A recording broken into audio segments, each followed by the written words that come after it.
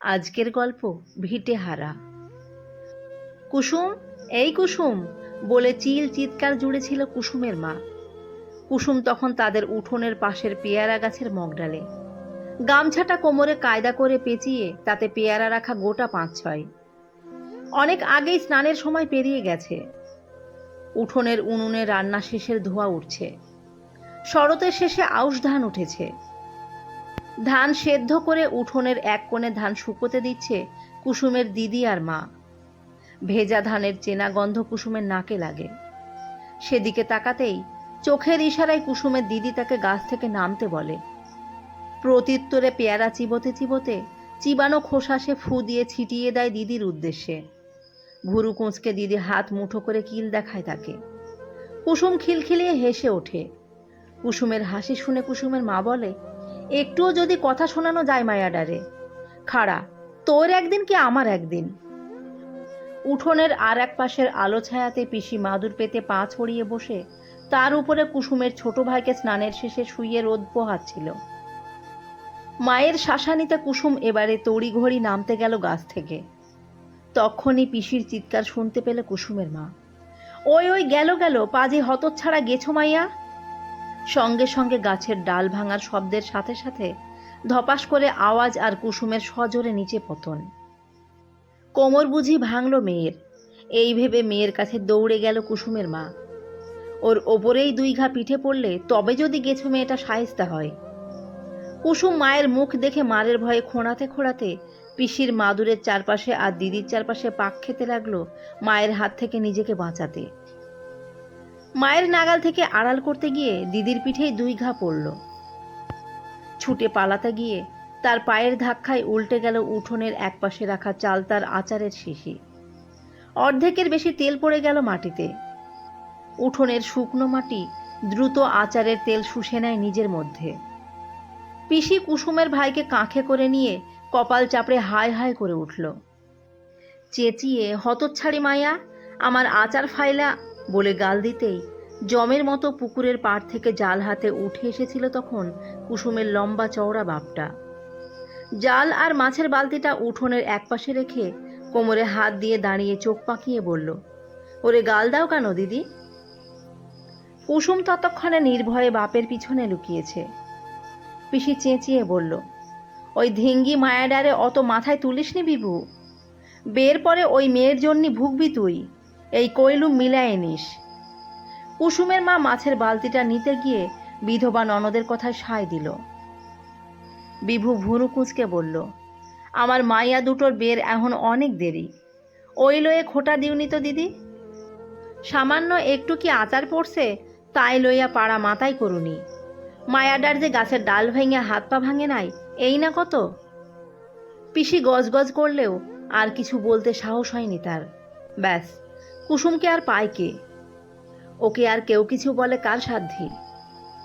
গোপালগঞ্জের বাসিন্দা বিভূতি বিশ্বাস, যাতে নমশূদ্র, বউ বেধবা দিদি আর ২ মেয়ে আর বছর দেড়েকের এক ছেলে নিয়ে সুখের সংসার তার। জমিতে ধান আর পুকুরে মাছ, সামনের এক চিলতে উঠোনের পাশে নিজের হাতে করা সবজি বাগান, আর কি চাই? চাঁচের ঘরের ফাঁক ফোকর থেকে বাইরের দিকে আনমনে তাকিয়ে অনেক বছর আগে চলে গিয়েছিলেন অসুস্থ কুসুমবালা। নাতনির ডাকে সম্বিত ফেরে তার। নাতনির পুতুলের বিয়েতে রান্না করা পাতার লুচি খাওয়ার অভিনয় করতে করতে আবার আনমনা হয়ে পড়েন তিনি। এত বছরে কতবার যে কুসুমবালা মনে মনে ঘুরে এসেছে তার সেই বাড়ি, পুকুর, জমি, বাড়ির সামনের উঠোনের পাশের ১২ মেশে শিউলি ফুলের গাছের তলায় তার পুতুল খেলার ঘর। মনে হয় মৃত্যুর আগে একবার অন্তত যদি ছুঁয়ে আসতে পারত তার প্রিয় জায়গাটাকে, নিকানো উঠোনের পাশে সেই শিউলি গাছটাকে। কিন্তু এই ভাবনার সাথে সাথে এক অব্যক্ত যন্ত্রণার সম্মুখীন হন তিনি। কুসুমবালার চোখের সামনে ভেসে ওঠে সেই দেশভাগের সময়ের বীভৎস দুঃসহ জিঘাংসা স্মৃতি। কাউকে সেই গল্প বলতে গেলেও শিউরে ওঠেন তিনি। দাঙ্গায় মারা গিয়েছিল প্রায় ১০ লক্ষেরও বেশি মানুষ। কয়েক কোটি মানুষ বাস্তুচ্যুত হয়। এখানে তাদেরকে চেনা হয় উদ্বাস্তু নামে। দেশ ভাগ হবার আগে পর্যন্ত সবাই একটা পরিবারের মতোই ছিল। কি অদ্ভুতভাবে সব পরিবর্তন হয়ে গিয়েছিল নিমেষে। কুসুমবালা আজও ভাবে কিভাবে মানুষ দ্রুত বদলে যেতে পারে। এখনো কুসুমবালা দুঃস্বপ্ন দেখে ওই দিনগুলোর। ঘুমের মধ্যেই কেঁপে ওঠে বারবার। 1946 সাল। কুসুমবালার বয়স তখন 11 কি 12 হবে। কিছুদিন ধরে আশেপাশে মানুষের মধ্যে অস্থিরতা টের পাচ্ছিল তারা। চারিদিকে যে অশান্তির হাওয়া বইছে সেটা গ্রামের মানুষজনেরা টের পাচ্ছিল ভীষণ রকম। ঘটনার সূত্রপাতে দুই ধর্মের জেলে মাছ ধরতে গিয়ে একই পুকুরে জাল ছোড়ে। হঠাৎ এই জাল ছোড়া নিয়ে তাদের মধ্যে কথা কাটাকাটি শুরু হয়। সেই থেকে মেয়েদের গায়ে হাত দেওয়া হয়েছে বলে গুজব রটানো হয়। শুরু হয় সাম্প্রদায়িক দাঙ্গা। আশেপাশের গ্রামের এখানে ওখানে সেই ঘটনা রেশ ছড়িয়ে পড়ে। চলে নির্মম হত্যাকাণ্ড আর মেয়েদের উপরে অত্যাচার।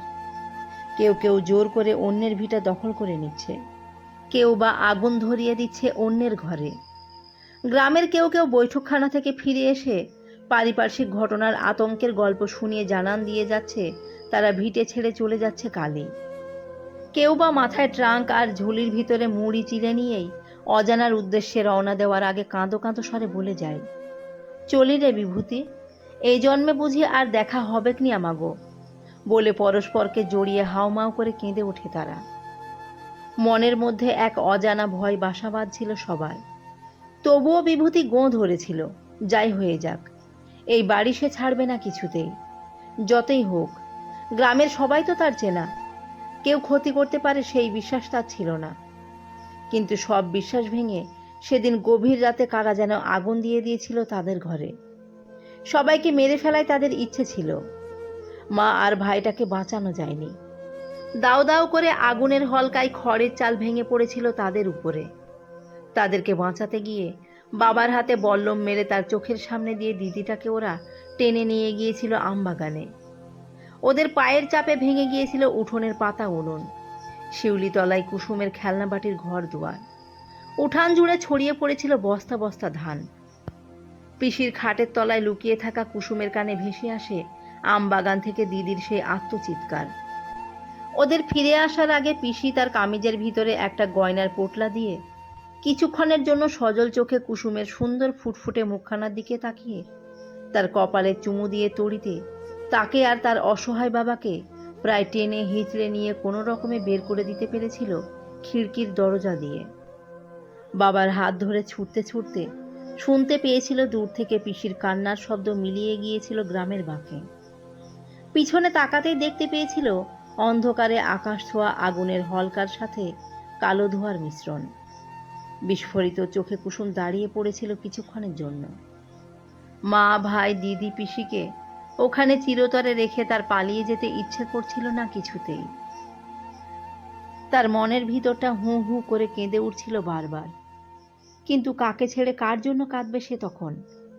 মুহূর্তে দূর থেকে ভেসে আসা সেই হুঙ্কার আর উল্লাসধ্বনি তাকে বাস্তবের মাটিতে আছড়ে ফেলে। হাতের ব্যথায় কাতরানো বাবাকে টেনে তুলে দ্রুত হাঁটতে থাকে সে। সেই রাতেই অনেকটা বড় হয়ে ওঠে কুসুম। সারা রাত হেঁটে ভোরের আলোয় শহরের রাস্তা পড়তেই কিছুটা দূরে মালবাহী গাড়ির পিছনে বাক্স প্যাটরা কাঁখে নিয়ে অনেকের ভিড়ে মিশে গিয়েছিল তারা। সদ্য স্বজনহারা কুসুমের বিধ্বস্ত মন তখনও বোঝেনি তারা চিরতরে ভারতের উদ্দেশ্যে রওনা দিয়েছে। সে আর কখনো ফিরে আসতে পারবে না উঠোনের পাশে তার প্রিয় শিউলি তলায়। তারপরে অনাহারে হেঁটে কিছুটা ট্রেনে করে তাদের ঠাঁই হয় রানাঘাটের কুপার্স ক্যাম্পে, যেটা দ্বিতীয় বিশ্বযুদ্ধের সময় ব্রিটিশ আর্মির গোডাউন ছিল। সেখানেও চরম দুর্দশা। একটা হল ঘরে কাপড় বা চট দিয়ে আড়াল করে নিজেদের আলাদা ঘর চিহ্নিত করে কোনো রকমে রাত কাটানো। তার উপরে পর্যাপ্ত জল, স্নানাগার, শৌচালয়ের অভাব। পর্যাপ্ত ওষুধ না থাকায় কত মানুষ যে পাশের ঘরে চটের আড়ালে সারাদিন মরে পড়ে রইল, সরানোর কেউ ছিল না। রাতের বেলা ঘুমানোর জো ছিল না। প্রচণ্ড ক্লান্তিতে ঘুমিয়ে পড়লে ঘুম ভাঙত ওড়নায় টান পড়লে। তখন ভীত স্বতন্ত্র চোখে দেখে চটের ওপাশের বুড়োটা তার লম্বা হাত বাড়িয়ে কুসুমের সারা গায়ে বুলাচ্ছে। বুড়োর মুখে থুতু ছিটকে লাথি মেরে সরিয়ে দিয়েছিল কুসুম। নিজেকে দেওয়ালের এক প্রান্তে সরিয়ে নিয়ে এসেও ঘেন্নায় ঘুমোতে পারেনি সে অনেক রাত পর্যন্ত। প্রায় রাতেই ঘুম আসতো না তার। সতর্ক থাকতে হতো সব সময়। পিসির দেওয়া শেষ সঞ্চয়টুকুও খুইয়েছিল সে আসার পথে। বাঁচানোর মধ্যে ছিল তার নিজস্বতাটাকে। কুসুমের বাবা দিন দিন শোকে কেমন যেন হয়ে গিয়েছিল। বেশিরভাগ সময় তিনি রেল স্টেশনে গিয়ে বসে থাকতেন। বাম কাঁধ থেকে কাপড়ের ঝোলাটা বুকের মধ্যে জড়িয়ে রাখতেন, যেন অমূল্য সম্পদ আছে ওতে। ততদিনে তার বাবার হাতের ক্ষতস্থান সেপটিক হয়ে ডান হাত কেটে বাদ দিতে হয়েছিল। নিজের ভাঙাচোরা বাবাকে যেন বড্ড বেশি অচেনা লাগতো কুসুমের। বুক ঠেলে কান্না আসতো সদ্য যুবতী হয়ে ওঠা কুসুমের। হঠাৎ করে একদিন ট্রেনে কাটা পড়ে তার বাবা। তার কাঁধের ঝুলি থেকে উদ্ধার করা হয়েছিল একটা আধলা ইটের পোড়া খণ্ড, যেটা তিনি দেশ ছেড়ে আসার সময় নিজের ভিটে থেকে নিয়ে এসেছিলেন সবার অগোচরে। ওই ইটের ছোঁয়াটুকুই যেন ছিল তার ফেলে আসা নিজের দেশের স্পর্শ, নিজের হাতে গড়ে তোলা সংসারের প্রিয় মানুষগুলোর স্পর্শের স্মৃতি। বাবা মরে যাওয়ার পরে সব হারানোর শোকে কাঁদতেও সময় পায়নি সে। পরের দিন রাতেই মুখে কাপড় গুজে তাকে তুলে নিয়ে যাওয়া হয়। হাত বদল হতে হতে অবশেষে ঠাঁই হয় অসহায় অন্যান্য মেয়েদের মতো পার্মানেন্ট লায়াবিলিটি হিসেবে রিফিউজি ক্যাম্পে। তখন তার শরীর মন ছিল ক্ষতবিক্ষত। এখানেই বছর দুয়েক পরে নিজের বোনকে খুঁজতে আসা মনোহরের সাথে আলাপ হয় কুসুমের। বোনকে খুঁজে না পেয়ে ভেঙে পড়া মনোহর সমব্যথায় ব্যথিত কুসুমকে আপন করে নিয়েছিল। তারপরে সবকিছু জেনে শুনেই মনোহরের সাথে নতুন করে গড়ে তুলেছিল কুসুম তার নতুন সংসার। কুসুমবালার এখন নাতিপুতি নিয়ে ভরপুর সংসার। প্রায় 70 ছাড়িয়েছে তার বয়স। আজ বিছানায় শুয়ে শুয়ে ভাবতে গিয়েই চোখের জল আটকাতে পারেন না তিনি। তাদের ভিটে থেকে বাবা নিয়ে আসা সেই আধলা ইটের খণ্ড আজও সযত্নে রাখা ঘরের কোণে ঠাকুরের বেদির নিচে। ধীরে ধীরে এখানেই তাদের চির ঠাঁই হয়েছে। জায়গা সংকুলানোর জন্য খুব গায়ে গায়ে চাঁচের দেওয়াল আর টিনের চাল তুলে নিজেদের ঠিকানা গড়েছে তারা। সবকিছুই মেনে মানিয়ে নিতে হয়েছে তাদের। ঘরেরই এক কোণে নাতনি বিনির পুতুল খেলার জায়গা। এত গায়ে গায়ে বাড়ি যে এক চিলতে উঠোন নেই কোথাও। যেন তাই বুঝি এখানে এই পরিবেশে কুসুমবালার শ্বাস নিতে কষ্ট হয় এখনো। বিছানায় শুয়ে শুয়ে দিন গোনেন তিনি। সব হারানোর পরেও মনোহরের ভালোবাসায় ভরা সংসারে এত বছরে তিনি সব পেলেও কেমন যেন অতৃপ্তি বাসা বেঁধে আছে আজও তার মনে।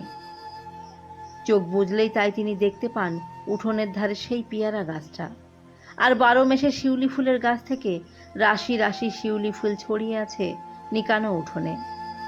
আর তার ওপরেই শুয়ে আছেন কুসুমবালা। ওপাশে হাত বাড়িয়ে ডাকছে তার ফেলে আসা পরিবারের সদস্যরা। কুসুমবালা তাই অধীর আগ্রহে অপেক্ষা করে তার শেষ যাত্রার। মনে শান্তি পায় এই ভেবে, মরণের পরে তো আর কোনো কাঁটাতারের বেড়া আটকাতে পারবে না তাকে। তখন ঠিক ছুঁয়ে আসবে তার সেই প্রিয়জনদের সাথে তার প্রিয় জায়গাটাকে। গল্পটি ভালো লেগে থাকলে সাবস্ক্রাইব করে পাশে থাকবেন। ধন্যবাদ সবাইকে।